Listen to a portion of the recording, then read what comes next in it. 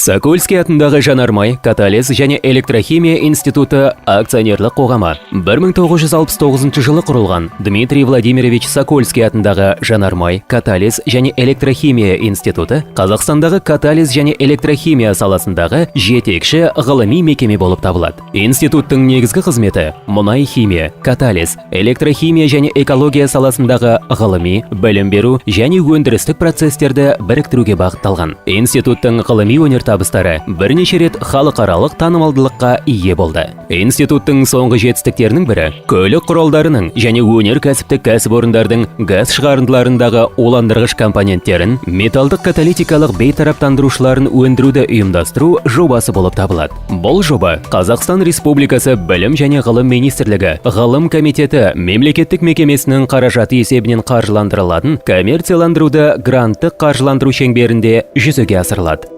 Бұл жобаның мақсаты Қазақстан Республикасының өнеркәсіптік кәсіпорындарынан және көлік құралдарынан шығатын газдардың оттылығын азайту үшін отандық каталитикалық бейтараптандырушыларды өндіру мен сатуды ұйымдастыру болып табылады. Қазақстанда ішкі жану қозғалтқыштармен жұмыс істейтін көптеген көлік құралдары, өнеркәсіптік және өңдеуші кәсіпорындардағы пештер, қазандық қондырғылар атмосфераға күн сайын зиянды улы заттар шығарады. Республиканың көптеген өнеркәсіптік қалаларында ауаның ластану деңгейі қолданыстағы нормативтік шектеуден асып түседі. Зиянды газдар шығарындыларының динамикасы бойынша жан басына шаққанда Қазақстан меншікті шығарындылардың орташа әлемдік деңгейінен 2 есеге асады. Күн сайын қоршаған ортаны қорғау проблемасы біршама өзекті және маңызды болып келе жатыр. Шығарылған газдардың негізгі улы компоненттері көміртегі моноксиді, азот оксидтері, сондай-ақ жанармайдың жанбайтын көмір сутектері мен шөгінділер болып табылады. Көміртек монооксидінің түссіз және иіссіз газ төмен концентрациясы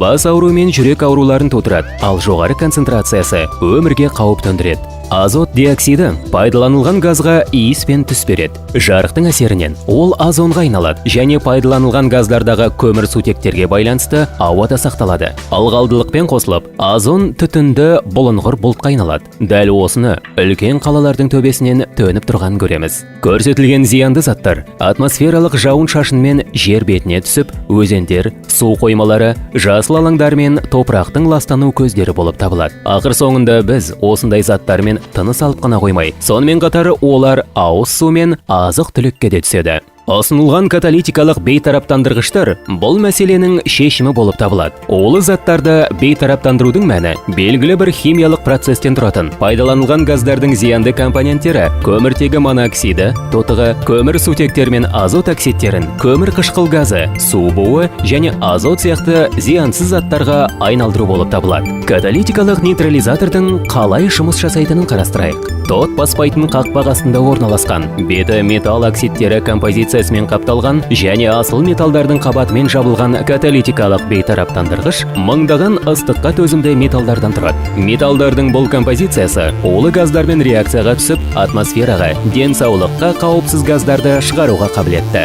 Бұл металдардың барлығы коррозияға ұшырамайды. Қозғалтқыштың шығаратын газдары бейтараптандырғышқа түсуіне қарамастан, одан бірнеше секундта шығып, микроканалдардың көптігі 1 шаршы сантиметр үшін 50-ге дейін болатын металл беттерінің газдармен байланысын барынша артуын қамтамасыз етеді. Осылайша балқытылған улы газдар, яғни азот оксиді және көміртегі монооксиді молекулалары жанармайдың жанбаған компоненттерімен бірге қозғалтқыштан шығып, каталитикалық бейтараптандырғышқа түсіп, оны реакция температурасына дейін қыздырады және өзара әрекеттесе бастайды.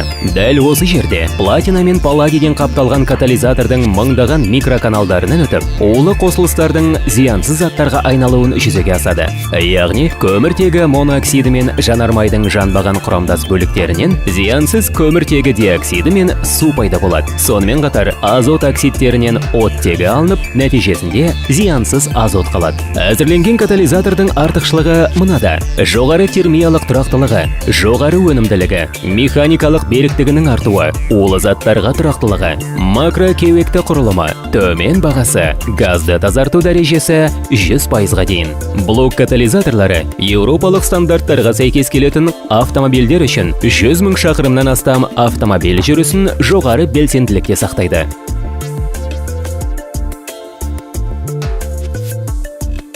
Бүгінгі күні автомобильдердің келесі түрлеріне арналған катализаторлар сынақтан өткізілді. КамАЗ, КРАЗ, МАЗ, БелАЗ, Уралаз, Камацу, Caterpillar, Люгун, Балкан Кар автотиегіштері үшін. Сондай-ақ түрлі модификациядағы дизельді генераторлар. Жобаны жүзеге асыру ішкі қажеттіктерге ғана емес, сондай-ақ экспортқа да маңызды өнім шығаруды қамтамасыз етуге мүмкіндік береді. Автомобильдер мен жүк көліктеріне, автобустарға, тау-кен машиналарына және жүк көтергіштеріне, сондай-ақ өнеркәсіптік кәсіпорындарға улы газ шығарындыларын бейтараптандыруға арналған осы бейтараптандырғыштарды өндіру және кеңінен енгізу өте қажетті және өзекті болып табылады. Оларды өндіру және енгізу ауа бассейнінің жай-күйін едәуір жақсартады және өңірдегі экологиялық проблеманы шешуге айтарлықтай үлес қосады. Сонымен бірге, осы бейтараптандырғыштарды орнату 100 миллион теңгеге экологиялық айыппұлдар болдырмауға мүмкіндік береді.